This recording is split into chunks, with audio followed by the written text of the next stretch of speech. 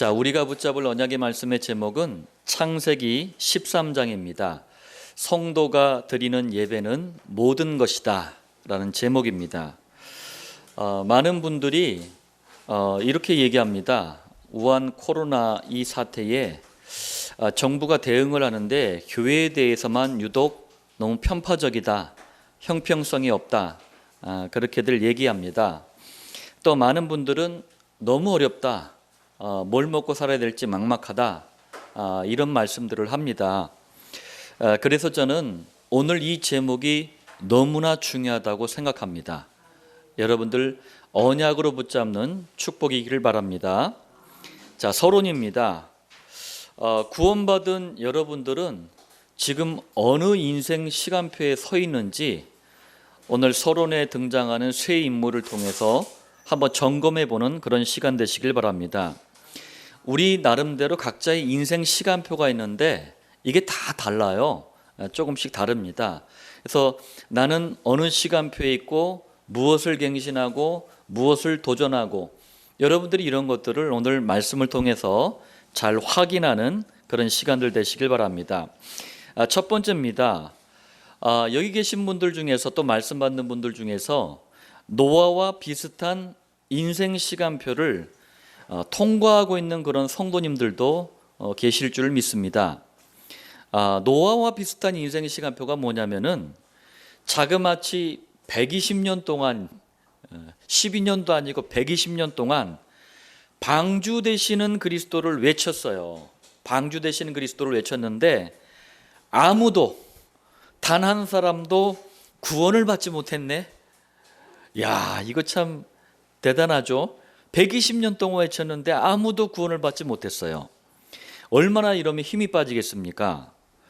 그러나 창세기 6장 8절에 노아는 여호와께 은혜를 입었더라 라고 말씀하고 있습니다. 여러분들, 예수가 그리스도라는 유일한 은혜를 자그마치 120년 동안 누린 인물이 노아예요. 가만히 생각해 보니까 그렇구나, 이 긴 시간이 나름 축복의 시간이었구나, 그렇게 생각이 듭니다. 또 두 번째로 다윗입니다. 다윗처럼 또 비슷한 인생의 시간표를 통과하고 있는 성도님도 계실 줄로 믿습니다. 자, 이스라엘의 최초의 왕이 사울입니다. 이 사울이 누굽니까? 다윗의 장인 어르신이에요. 그런데 이 장인께서 사위인 다윗을 죽이겠다고 자그마치 10년간을 쫓아다닙니다. 그러다가 이번에는 다윗이 또 왕이 됐어요. 그런데 가장 아끼는 부하장군 우리아의 부인 밧세바를 빼앗으려고 우리아를 죽음으로 내모는, 그야말로 정말 부끄러운 시간도 좀 보냈습니다. 자, 그리고 인생 말년이 됐어요. 좀 편히 쉬어야 되는데 자기가 낳은 아들 압살롬이 아버지 대신 왕이 되겠다고 하네. 그래서 쿠데타를 일으켜요. 그러니까 막 도망을 다녀요. 분명히 아들을 어떻게 제압할 수 있었는데 그냥 도망 다닙니다. 자, 다른 사람들이 다윗의 인생을 볼 때 너무 파란만장해, 너무 비참해. 그런데 시편 23편 1절에 이런 고백을 남깁니다. 여호와는 나의 목자시니 내게 부족함이 없으리로다. 자, 세 번째로 바울입니다. 바울과 비슷한 인생 시간표를 통과할 수도 있어요. 자, 바울은 원래는 복음을 정말 너무나 대적했던 인물이에요. 그런데 28살 때에 다메섹에서 부활하신 그리스도를 직접 만납니다. 하여튼 우리 주님이 너무 급했어. 그 직접 만나 주셨어요. 자, 그런데 곧바로 전도자로 쓰임 받은 게 아니에요. 갈라디아서 1장 16절에 보니까 그의 아들을 이방에 전하기 위하여 그를 내 속에 나타내시기를 기뻐하셨을 때에, 이게 무슨 말씀이냐면요, 다메섹에서 그리스도께서 직접 만나 주신 사건을 다시 이제 회상하는 거예요. 자, 그런데 1장 17절 아라비아로 갔다가 그러니까 곧바로 전도 현장으로 우리 주님을 딱 만났으니까 아유 할렐루야 하면서 전도 현장으로 막 달려간 게 아니고 지금의 사우디아라비아 그 지역에서 3년 동안 그리스도의 너비, 길이, 높이, 깊이가 어떤지 이 그리스도를 각인시키고 체질시키고 뿌리 내리는 그런 시간들을 보낸 거예요. 자, 그럼 곧장 이제 쓰임 받았겠네요? 아니에요. 바울의 고향이 다소입니다. 그때 당시 길리기아라는 지역의 수도가 다소예요. 지금의 그 현재 터키의 타수스라는 지역이 있어요. 그게 다소입니다. 이 고향으로 돌아가서 자그마치 8년을 지냅니다. 합치면 몇 년이에요? 이렇게 11년을 보낸 거예요. 그리고 난 뒤에 총 4번에 걸쳐서 전도 선교 여행을 떠납니다. 그리고 23년간 전도하다가 순교로 인생을 마감합니다. 자, 여러분들, 구약과 신약 성경에 대표적으로 하나님께 쓰임 받았던 인물들의 인생 시간표를 우리가 들여다봤어요. 그런데 이분들의 한결같은 공통점이 있었어요. 그게 뭔지 아시겠습니까?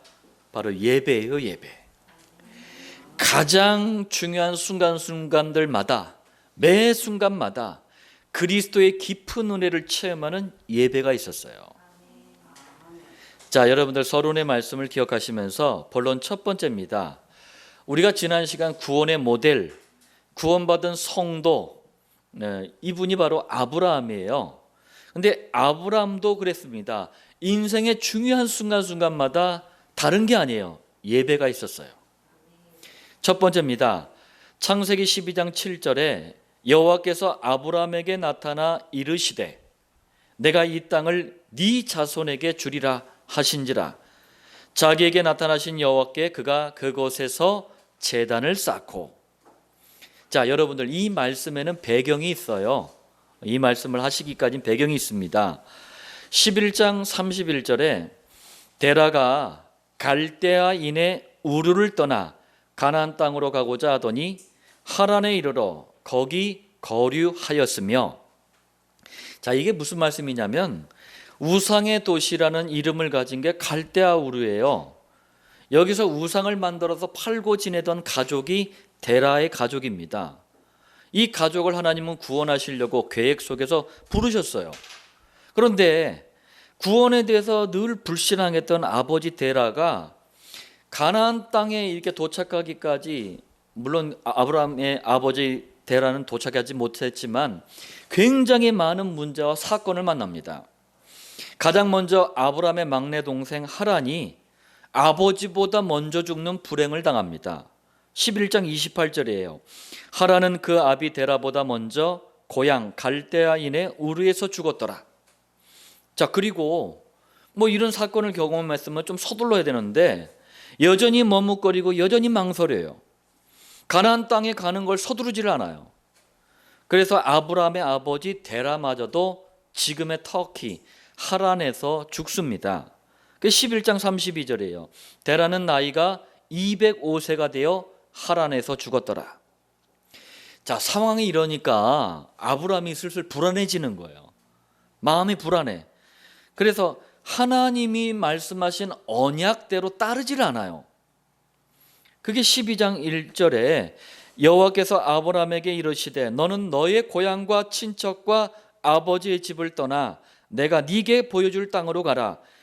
이게 아브라함이 하나님께 받은 언약이란 말이에요. 그런데 12장 4절에 이에 아브라함이 여호와의 말씀을 따라갔고, 분명히 언약하신 말씀을 따라갔대요. 그런데 롯도 그와 함께 갔으며, 분명히 12장 1절에 친척도 다 떠나보내라. 그런데 친척인 조카 롯을 데리고 간 거예요. 자, 그런데도 가나안 땅에 도착한 아브라함에게 여호와께서는 다시 한번 언약을 확인시켜 주셔요. 12장 7절입니다. 내가 이 땅을 네 자손에게 주리라. 친척인 조카 롯이 아니고 네 자손에게 주리라. 왜요? 아브라함은 그리스도의 육신적인 혈통을 이어갈 조상이란 말이에요. 그렇기 때문에 반드시 아브라함 자손에 의한 혈통에 의해서 이어져야 되는 거예요. 근데 문제가 있네. 11장 29절에 아브람과 나홀이 장가 들었으니 아브람의 아내의 이름은 사레며, 이 아브람이요 갈대아우로 있을 때 결혼을 했어요. 부인 이름이 사라입니다. 그런데 11장 30절에 보니까 사레는 임신하지 못함으로 자식이 없었더라. 자녀는 하나님께서 주시는 건데 하나님께서 자식을 주지 않은 거예요. 그리고 더 곤란한 상황이 벌어졌어. 그게 12장 4절이에요. 아브라함이 가나안 땅에 도착했을 때 나이가 75세였어요. 아내 사라는 65세였습니다. 저도 보긴 봤어요. 60세 넘으신 분이 출산하고 아이 낳은 거 보긴 봤습니다만, 이게 지금 아이를 갖기에 점점 어려워져 가는 그런 나이로 지금 돼버린 거예요. 갈대아우를 떠날 때 한번 보세요. 갈대아우를 떠날 때 떠나서 가나안 땅까지 오기까지의 과정들 참 문제가 많았어요. 사건도 많았고, 또 의지가 될 만한 내 몸에서 난 자식도 없었고, 이런 상황에서 아브람은요 가장 좋은 시간을 가집니다. 그게 바로 예배예요. 12장 7절에 그가 그곳에서, 여러분들 이 말씀을 꼭 기억하시길 바랍니다. 이게 무슨 말이에요?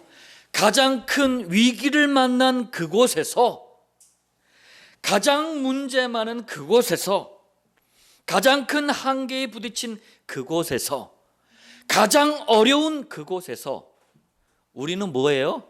맨날 톡 껴. 도망가. 다 다른 거 막 중요한 걸 다 놓쳐. 그런데 아브람 뭐 했습니까? 여호와께 제단을 쌓고, 그곳에서 여러분들 제단을 쌓으시길 바랍니다. 그곳에서 예배를 드리시길 바랍니다. 이 현대인들이요 얼마나 지금 영적으로 타락해 버렸냐면요, 이런 상황 벌어지잖아요. 그가 그곳에서라는 상황이 벌어지잖아요. 예배 안중에도 없어. 우선 막 급한 거 그것부터 막 손잡고, 그것부터 타협하고, 그것부터 붙잡고 그래요. 그러니까 망하는 거예요. 그게 인생의 그 어려움과 위기가, 한계가 끊임없이 다람쥐 쳇바퀴 돌듯이 반복이 되는 거예요. 그런데도 못 깨달아. 이게 영적인 무지예요. 자, 두 번째입니다. 그런데 또 다른 위기가 찾아왔어요. 참 환장하죠. 예수 믿으면 다 끝날 줄 알았는데 이게 자꾸 문제가 또 생겨. 12장 10절이에요. 그 땅에 기근이 들었으므로 여호와께서 그렇게 입에 침이 마르도록 그렇게 약속했던 가나안 땅에 왔는데, 어메나 기근이 왔네. 흉년 때문에 굶주려 죽게 생겼네. 이때 구원의 모델, 구원받은 성도 아브라함은 예배 속으로 들어가야 되는데, 그가 그곳에서 이거 해야 되는데, 예배 속으로 들어가야 되는데 어떻게 합니까? 기근을 피해서 애굽으로 피난을 갑니다. 12장 10절이에요. 아브라함이 애굽에 거류하려고 그리로 내려갔으니 이는, 이유가 뭐래요? 그 땅에 기근이 심하였습니다. 여러분들 상황이 그래요. 우리를 하여금 자꾸 타협하게 만들고 핑계 있게 만들고 그래요. 항상 그렇게 옵니다. 그런데 12장 12절로 20절에 한번 보세요. 오히려 상황이 더 나빠져 버렸어. 더 심각해져 버렸어. 하나님 떠나 지옥 운명에 잡힌 세상, 마귀가 지배하는 세상, 원죄와 모든 죄악이 가득 찬 세상, 이걸 상징하는 게 애굽입니다. 이 나라 왕이 바로예요. 바로 왕이 자기 부인 사라를 빼앗고 자기는 죽일까 싶어가지고 자기 마누라를 여동생이라고 속입니다. 미리 오지도 않은 일에 염려, 근심, 걱정을 한 거예요. 이거 미리 계획한 거예요. 아직 상황이 안 벌어졌거든요. 그런데 희한해. 염려, 근심, 걱정한 대로 일이 벌어져 버려요. 이게 사단의 역사예요. 자, 애굽의 바로 왕이 사라를 애첩으로 삼으려고 그래. 언약에 대한 불신앙은 이래서 무서운 거예요. 이때 성도를 완벽하게 보호하시고 책임지시는 여호와께서 바로 왕에게 재앙까지 내리면서 구출해 내셔요. 아브라함에게 거짓말에 이게 속아가지고 괜히 재앙까지 만난 이 바로 왕이 아브라함을 불러놓고 따지는 거예요. 항의를 해요. 그게 12장 18절로 19절이에요. 한번 보세요.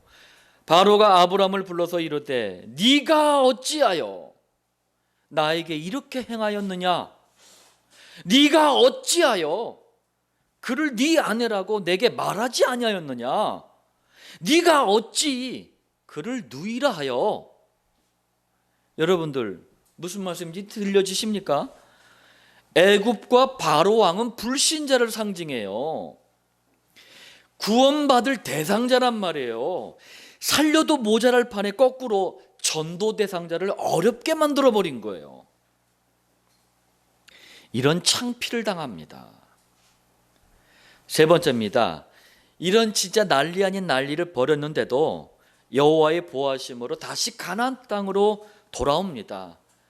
참 하나님은 약속의 하나님이야. 자녀를 한번 책임지겠다 하면은 이 약속을 바꾸지를 못해. 여하튼 하여튼 우리가 그래요. 그런 사랑을 또 받았고, 자 그리고 다시 여호와께 예배를 드려요. 13장 3절에 베델에 이르며 베델과 아이 사이 곧 전에 장막 쳤던 곳에 이르니, 그러니까 처음 가나안 땅에 와서 드린 예배 장소가 여기예요. 4절 그가 처음으로 제단을 쌓은 곳이라 그가 거기서 여호와의 이름을 불렀더라. 예배를 딱 이렇게 드린 거예요. 그런데 또 문제가 터지네. 13장 7절이에요. 아브라함의 가축의 목자와 롯의 가축의 목자가 서로 다투고, 여러분들 좁은 땅에 서로 엉겨붙어서 살다 보니까 불필요한 갈등이 일어난 거예요. 근데 이게 점점점 커져가지고 두 집안의 싸움이 돼버리네. 그러나 여러분들 여호와께 계속 어쨌든 하여튼 번데같이 뻔뻔하게 계속 여호와께 예배를 드리면서, 희한해요, 아브라함의 눈이 점점 바뀌기 시작해요. 문제, 갈등, 위기를 보는 눈이 바뀌기 시작합니다. 예전처럼 꼼수나 인본주의를 쓰지 않아요. 막 마누라를 누이라 속이고 막 이런 꼼수를 쓰지 않아. 그래서 13장 9절에 그래서 12장 1절에 너의 고향과 친척과 아버지의 집을 떠나, 이게 제일 처음 받았던 이 아브라함이 받았던 언약이잖아요. 이걸 제대로 따르지 않았잖아요. 요걸 바로 잡을 수 있는 기회로 활용합니다. 전에는 갈등과 문제 그냥 빠져버렸는데 이번에는 기회로 활용을 하는 거예요. 그래서 13장 9절에 네 앞에 온 땅이 있지 아니하냐? 나를 떠나가라. 네가 좌하면 왼쪽으로 가면 나는 우하겠다. 오른쪽으로 가겠다. 네가 우하면 나는 좌하리라. 그러면서 드디어 롯과 결별을 합니다. 자, 그리고 이번에도 여호와께 예배를 드려요. 13장 18절 아브라함이 장막을 넘겨 헤브론에 있는 마므레 상술의 숲에 이르러 거주하며 거기서 여호와를 위하여 제단을 쌓았더라. 여러분들 전에 한번 창세기 13장 18절 이 헤브론에 있는 마므레 상술의 숲을, 이거에 대해서 말씀을 나눈 적이 있어요. 여호와와 깊은 교제를 하는 곳이에요. 이 지역의 이름의 뜻이 그래요. 자, 구원의 모델이자 구원받은 성도였던 아브라함의 인생에 있어서 예배는 이처럼 중요한 거였어요. 그렇다면 우리 아까 우리 박미경 전도님께서 기도하셨던 것처럼 아브라함의 우리는 영적인 후손이에요. 구원받은 성도입니다. 우리 인생에 있어서도 예배는요 너무나 중요한 정도가 아니라 모든 것인 줄 믿으시길 바랍니다. 성도가 드리는 예배는 모든 것입니다. 자, 본론 두 번째입니다. 하나님께서는 구원의 모델이자 구원받은 성도였던 아브라함을 통해 우리 구원받은 성도가 드려야 될 예배가 뭐야 도대체? 요걸 정확하게 보여주셨어요. 그래서 아브라함 이후로 수천 년이 지난 지금 21세기에도 우리는 동일하게 이 예배를 드려야 되는 거예요. 첫 번째입니다. 가나안 땅에 들어오자마자 가장 먼저 한 게 뭐였습니까? 어디다 집 지을까? 어디 뭐 먹고 살까? 이거 한 게 아니에요. 12장 7절 여호와께 그가 그곳에서 제단을 쌓고 뭡니까? 예배예요. 자, 예배가 어떤 건지 한번 보겠습니다. 여호와께 무슨 말이에요? 예배의 유일한 대상입니다. 성도의 예배 대상은 막연한 게 아니에요. 돌이나 나무로 만든 우상처럼 사람 손에 제한받지 않아요. 성도의 유일한 예배 대상은 여호와입니다.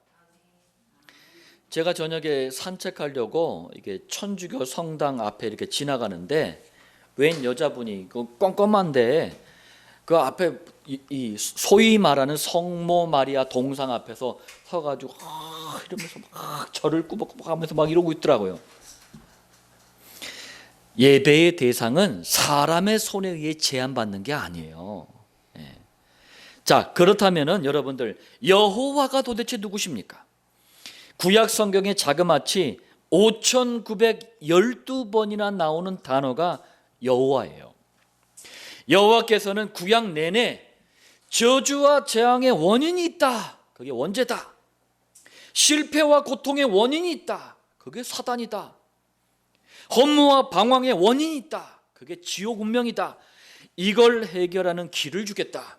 창세기 3장 15절 여자의 후손을 보내시겠다. 이 약속을 하신 분이 여호와예요. 그리고 이 여자의 후손이 오셔서 창세기 3장 21절 가죽 옷의 비밀처럼 십자가의 희생과 죽음을 통해서 원죄 사단 지옥을 해결하는 그리스도의 일을 하실 것이다.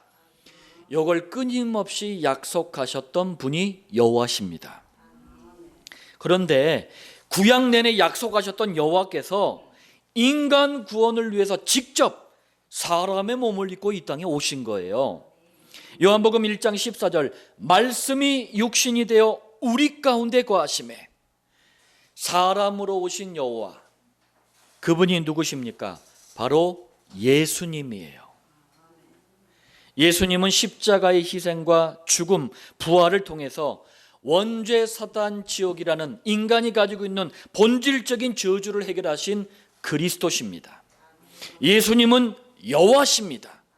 예수님은 예배의 유일한 대상이십니다. 두 번째예요. 제단을 쌓고. 자, 여러분들 제단 이게 뭡니까? 지금의 교회를 말하는 거예요. 그리고 이 제단은요, 교회에서 드리는 예배의 내용을 말합니다. 자, 교회는 제일 처음에는 아벨의 피 제사에서 시작이 됐어요. 그러다가 제단을 쌓고 예배를 드렸어요. 훗날에는 이게 성막으로 발전합니다. 그러다가 솔로몬에 의해서 뭐가 건축됩니까? 성전이 건축된 거예요. 그리고 지금은 교회로 발전했습니다. 제단이 이제 뭔지 아시겠죠? 자, 이 제단, 교회에서 이루어지는 예배는 반드시 희생 제물을 드리는 피제사여야 합니다. 어메나 큰일 났네. 염소, 송아지, 양, 비둘기 가져서 오늘도 한번 피바람을 일으켜야 되겠네. 이게 도대체 무슨 얘기입니까? 이게 예배의 내용이래요. 그 우리도 똑같이 막 송아지 잡고 그래야 됩니까? 자, 이게 무슨 말이냐면요, 로마서 6장 23절에 죄의 삭은 사망이요 마귀의 유혹으로 말씀을 거부했어요. 창세기 3장에. 그리고 지옥 운명에 잡혀버렸어요. 이 원죄 사건은 반드시 죽음으로 대가를 치러야 되는 거예요. 그러니까 아담 이후로 태어나는 모든 사람들이 다 죽잖아요. 대가를 지불하는 거예요. 그런데 창세기 3장을 일으킨 아담 하와 대신에 대가를 치르고 죽어야 될 이 대신에 뭘 잡았어요? 양을 잡아가지고 피가 죽죽 흐르는 그 가죽옷을 입혀주셨단 말이에요. 마찬가지입니다. 우리가 죄에 대한 대가로 죽어야 되는데 우리 대신에 염소, 송아지, 양, 비둘기를 잡아가지고 피를 뿌리는 피 제사를 드림으로 용서를 받게 한 거예요. 이 피 제사는요, 장차 우리가 당해야 될 원죄 사단 지옥의 대가를 대신 감당하기 위해서 십자가에서 희생당하실 그리스도를 상징하는 게 피제사고 예배입니다. 우리 대신 희생당하셔서 그리스도의 일을 이루실 분이 그럼 누구예요? 예수님이에요. 그러므로 예배는 반드시 예수님을 그리스도로 고백하는 시간이어야 돼요. 예배는 반드시 예수님을 그리스도로 선포하는 예배가 돼야 돼요. 예배는 반드시 예수님이 그리스도 되신만을 붙잡고 누리고 찬양하는 시간이라야 되는 거예요. 여기에 다른 것이 섞이면 그건 예배가 아닙니다. 미안합니다. 아무리 그럴듯하게, 아무리 멋있게, 아무리 훌륭하게 예배를 드린다 할지라도 그건 예배가 아닌 거예요. 그 증거가 창세기 4장에 가인이 드린 예배입니다. 너무나 훌륭하고 화려해요. 막 농산물을 갖다 깔아놨어. 막 거창하게 예배 드렸어요. 그런데 피가 빠졌기 때문에 하나님은 그 예배를 받지 않으신 거예요. 그리고 나서 당대와 후대가 어마어마한 저주를 받잖아요. 두 번째입니다. 애굽에서 돌아온 후에 가장 먼저 한 것도 다른 게 아닙니다. 13장 4절, 그가 처음으로 제단을 쌓은 곳이라. 전에 쌓았던 곳에서 똑같이 제단을 쌓은 거예요. 그가 거기서 여호와의 이름을 불렀더라. 똑같은 겁니다. 예배 드린 거예요. 그런데 예배의 대상이 바뀌질 않았어요. 여호와 그리스도 한 분에게만 예배 드리는 거예요. 예배 드린 장소, 예배의 내용도 똑같습니다. 어떤 나라라 할지라도, 어떤 민족, 어떤 지역이라 할지라도 모든 교회는 그리스도만 붙잡는 예배를 드려야 돼요. 세 번째입니다. 롯과 결별한 후에도 가장 먼저 한 일이 다른 게 아니었습니다. 18절, 여호와를 위하여 제단을 쌓았더라. 예배예요, 예배. 역시 예배의 대상은 누굽니까? 여호와 한 분이에요. 예배드린 장소, 내용도 여호와 그리스도밖에 없는 거예요. 그리고 예배는 반드시 여호와를 위하여 드려져야 돼요. 여러분들 이 말을 꼭 명심하시길 바랍니다. 이 말씀이 너무 타락을 해버렸어. 여기에는 목사인 목사들의 책임이 너무 커버려요. 너무 커요. 자, 이게 무슨 말이냐면은 예배의 방향, 목적, 이유는 여호와만을, 그리스도만을 향해 있어야 돼요. 그런데 이게 지금 헷갈려 버린 거야. 사람만을 영광받아. 말씀도, 기도도, 찬양도, 헌신도, 헌금도, 교제도 싹 다 여호와를 위해서 드려져야 되는데 예배가 나를 드러내고 내가 영광받고 내가 치유받고 내가 회복하고 이런 시간인 줄 알아. 예배는 여호와를 위해서 나를 드리는 시간이에요. 여호와를 위해서 모든 것을 드리는 시간이 예배입니다. 제가 전도사 때 교회 잘 나오던 집사님 한 분이 예배에 안 나오는 거예요.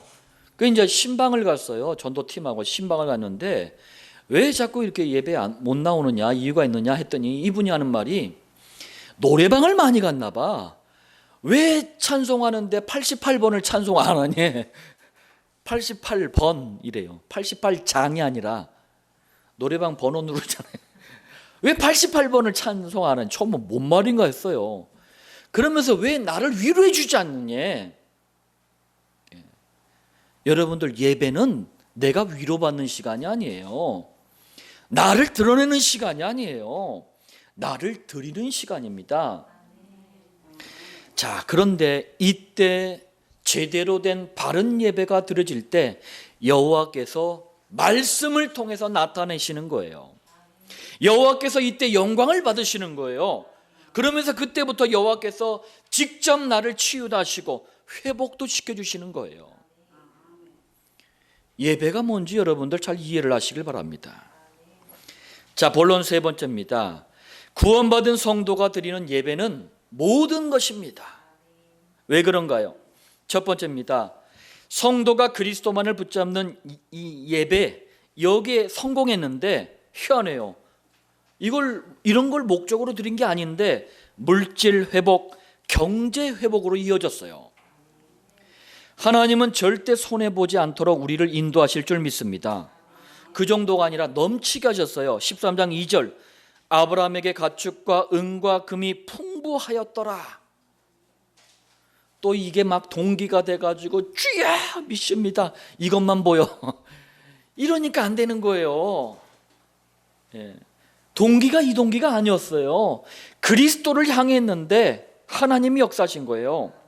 어느 정도나 풍부했습니까? 6절, 그들의 소유가 많아서 동거할 수 없었습니다. 경제 지경이 너무나 넓어져 가지고 조카 롯과 함께 있을 수 없을 만큼 풍부해져 버린 거예요. 하나님께서는 지금도 전도와 선교의 인생의 방향과 목적을 맞추고 그리스도를 붙잡는 예배에 성공하면 여러분들의 경제와 여러분들의 물질에도 동일한 응답을 허락하실 줄 믿습니다. 성도가 드리는 예배는 모든 것입니다. 두 번째예요.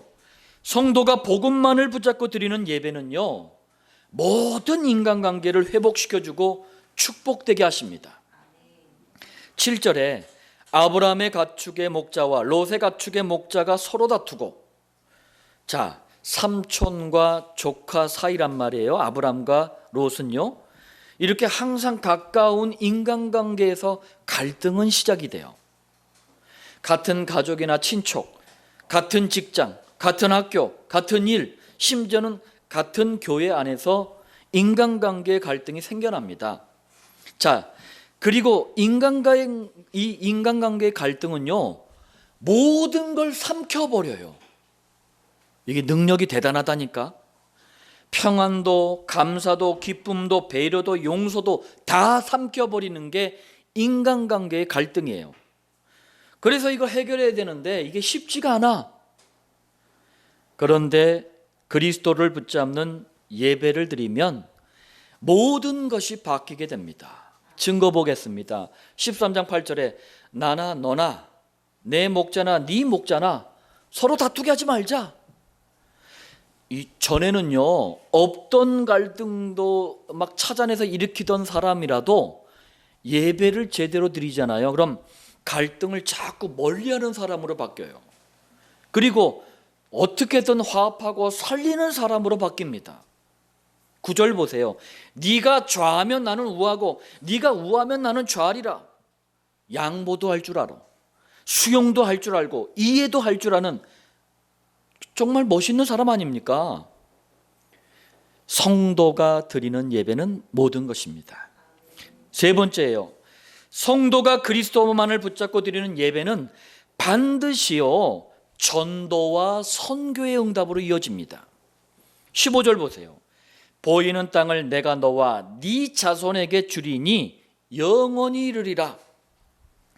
당대는 물론이고 후대까지 살리는 전도와 선교의 응답을 주시겠다는 거예요. 17절, 너는 일어나 그 땅을 종과 횡으로 두루 다녀보라. 종, 가로, 종, 횡, 아니 종은 세로 종, 횡은 가로 횡 해가지고 세로하고 가로예요. 그러니까 종과 횡으로 두루 다녀보라. 내가 그것을 네게 주리라. 무슨 얘기예요? 가나안 땅에 막 다 돌아다니면서 막 남의 땅을 차지한다, 그런 의미가 아니에요. 지역과 민족, 세계를 복음화할 것을 말씀하신 거예요. 성도가 드리는 예배는 그래서 모든 것입니다. 자, 결론을 말씀드리겠습니다. 여러분들, 아브라함 한 집안을 예배를 중심으로 한번 살펴보겠습니다. 여러분들의 가정과 가문을 한번 점검해 보셔요. 자, 첫 번째로 그리스도를 만나는 이 예배에 주님이 먼저 초청을 했잖아요. 그런데 여기에 망설이고 머뭇거리다가 결국 인생을 마감한 분이 계십니다.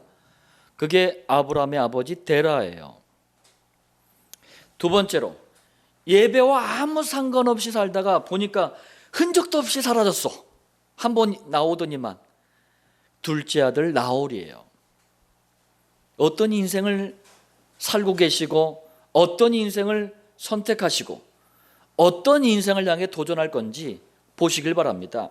세 번째로, 예배를 모르고 그냥 살다가 아버지 데라보다 먼저 죽은 불행한 막내 아들 하란도 있습니다. 네 번째, 이게 참 무서워요.